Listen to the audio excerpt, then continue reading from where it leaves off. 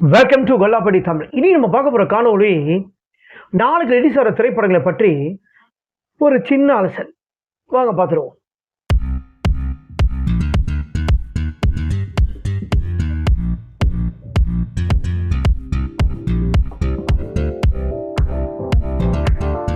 அதாவது வெள்ளிக்கிழமை திரைக்கு வர இருக்கும் திரைப்படங்களை பற்றி எத்தனோ திரைப்படங்கள் வருது. அதாவது தமிழாக இருந்தாலும் சரி, இங்கிலீஷாக இருந்தாலும் சரி, மலையாளம் இருந்தாலும் சரி, தெலுங்காக இருந்தாலும் சரி, 1000 இருந்தாலும் நம்ம தமிழ் படங்கள் பார்க்குற மாதிரி எதுவுமே வராது. அந்த மாதிரி தான் நாளைக்கு ரிலீஸ் ஆகிற திரைப்படம் எத்தனோ திரைப்படங்கள். அதாவது மாஸ்க்.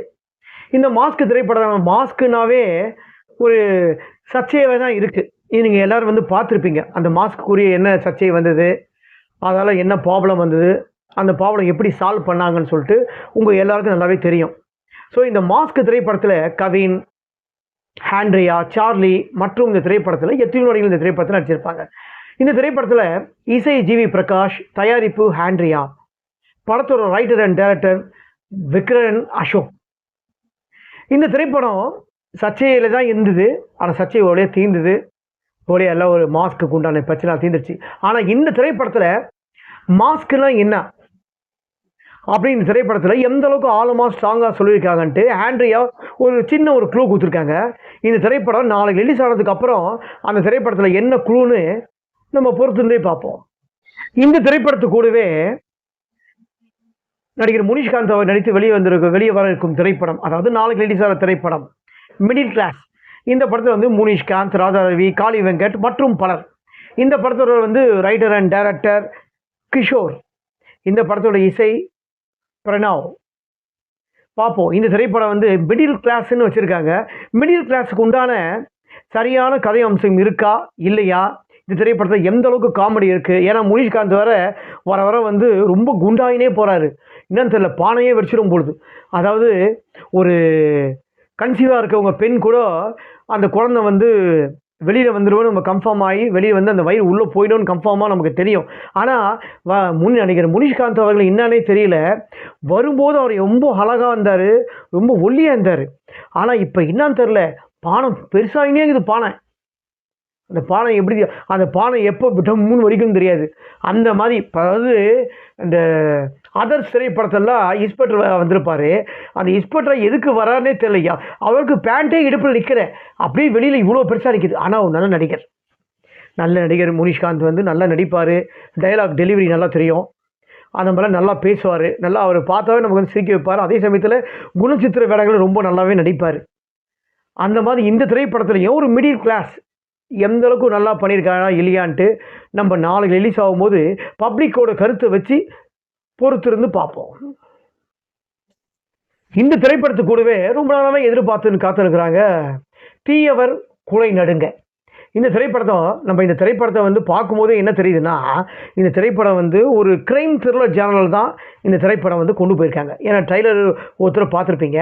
அந்த படம் பார்க்கும்போதே தெரியுது இது ஒரு டிடெக்டிவ் கதை தான். ஏன்னா அந்த டிடெக்டிவ் கதையை கண்டிப்பாக பார்த்திங்கன்னா நடிகர் அர்ஜுன் அவர்கள் தான் இந்த திரைப்படத்தை விசாரிக்கிறாரு. அது பார்க்கும்போதே தெரியுது. ஓகேங்களா. இந்த திரைப்படத்தில் நடிகர் அர்ஜுன், ஐஸ்வர்யா ராஜேஷ், தங்கதுரை, ராம்குமார் மற்றும் பல திரைப்படத்தில் எத்தனோ இந்த திரைப்படத்தில் நடிச்சிருப்பாங்க. இந்த படத்தோடைய டைரக்ஷன் தினேஷ். இந்த படத்தோட இசை பரத். இந்த திரைப்படம் டைட்டிலுக்கு ஏற்ற மாதிரியே தீயவர் குலை நடுங்க. நம்ம எல்லாரையும் நடுங்க வைப்பாங்களா இல்லையான்னு நம்ம நாளைக்கு ரிலீஸ் ஆக வரைக்கும் பப்ளிக் இந்த படத்தை பார்த்து நடுங்குறாங்களா இல்லையான்னு நம்ம பொறுத்திருந்தே பார்ப்போம். இந்த படத்து கூடவே இரவில் விழிகள். இரவில் விழிகள்ங்க. நைட்லன்னா விழிகள்னாவே கண்ணு. நைட் எப்படி இருக்கும், அந்த நைட்டில் கண்ணு வந்துட்டு போகுது. இந்த ஏன் கண்ணு வருது, இந்த விழிகள் அதுதான் விழிகள் அர்த்தம். நைட்டில் வருது. இது பேய் படமா, அதாவது கோஸ்ட் மூவியா, இல்லை கிரைமா, இல்லை கொலைக்கதையா, எந்த அளவுக்கு இந்த திரைப்படம் இருக்குதுன்னு ட்ரைலரில் இருக்கும்போதே நமக்கு பார்க்கும்போதே தெரியுது நல்லா எடுத்திருக்காங்கன்னு. இந்த திரைப்படம் நம்ம பார்க்குறவங்கள எந்த அளவுக்கு விழிச்சிருக்க வைக்கும்ன்ட்டு நமக்கு அது பொறுத்து தான் பார்க்கணும். நாளை வரைக்கும் நம்ம பொறுத்தே இருப்போம். இந்த திரைப்படத்தில் மகேந்திரா, நீமா, நிரகல் ரவி மற்றும் பலர். இந்த திரைப்படத்தில் சிக்கன் ராஜேஷ், அதாவது இந்த படத்தோட டைரக்ஷன். இந்த படத்தோட இசை ஏஎம் அசார். எந்த இசைக்கு, ஏன்னா இந்த மாதிரி ஒரு கிரைம் த்ரில்லர் ஜானல் படத்துக்கெல்லாம் இசை ரொம்ப முக்கியம். அதாவது பேக்ரவுண்ட் மியூசிக்லாம் ரொம்ப முக்கியம். அதாவது இந்த படத்தோட டைரக்டர் மெயின். ஏன்னா ஸ்க்ரீன் பேரை எந்த அளவுக்கு டைரக்ஷன் வந்து கொண்டு போகிறான்னு தெரியும். சிக்கல் ராஜேஷ். அது என்ன பேர் எனக்கே தெரியல, டிஃப்ரெண்ட்டாக இருக்குது. அது அதே மாதிரி டேரக்டர் தான் கூப்பிட்டு கேட்கணும். நம்ம நாளைக்கு படத்தை பார்த்துட்டு பப்ளிக் வெளியிலேருந்து வரும்போது அது ஏங்க அப்படி பேர் வச்சா நம்ம கேட்கலாங்க. ஓகேங்களா? எத்தனை திரைப்படம் வந்தாலும் எத்தனை படம் வந்தாலும் கதை நல்லா இருந்தால் தான் பார்ப்பாங்க. கதையும் பாட்டும் டைரக்ஷன் நல்லா இருந்தால் தான் பார்ப்பாங்க. பப்ளிக் வந்து எந்த திரைப்படம் பிடிச்சிருக்குதோ அந்த திரைப்படம் தான் பார்ப்பாங்கன்னு சொல்லிட்டு ஒரு நம்பிக்கையாக கான்ஃபிடண்ட்டாக இருக்காங்க. அதனால தான் இந்த திரைப்படம் கூடலாம் நானும் மோத தயார்னு எல்லோன்னு ஒரு திரைப்படம் மோதுதுங்க. இந்த திரைப்படத்து கூடவே எல்லோ. இந்த திரைப்படத்தில் பிக் பாஸ் பூர்ணிமா, மறைந்த நடிகர் டெல்லி கணேஷ், சாய் பிரசன்னா மற்றும் பலர். இந்த படத்தோட டைரக்ஷன் ஹரி. இந்த படத்தோட இசை ஆனந்த். இந்த திரைப்படம் எல்லோன்னு வச்சுருக்காங்க.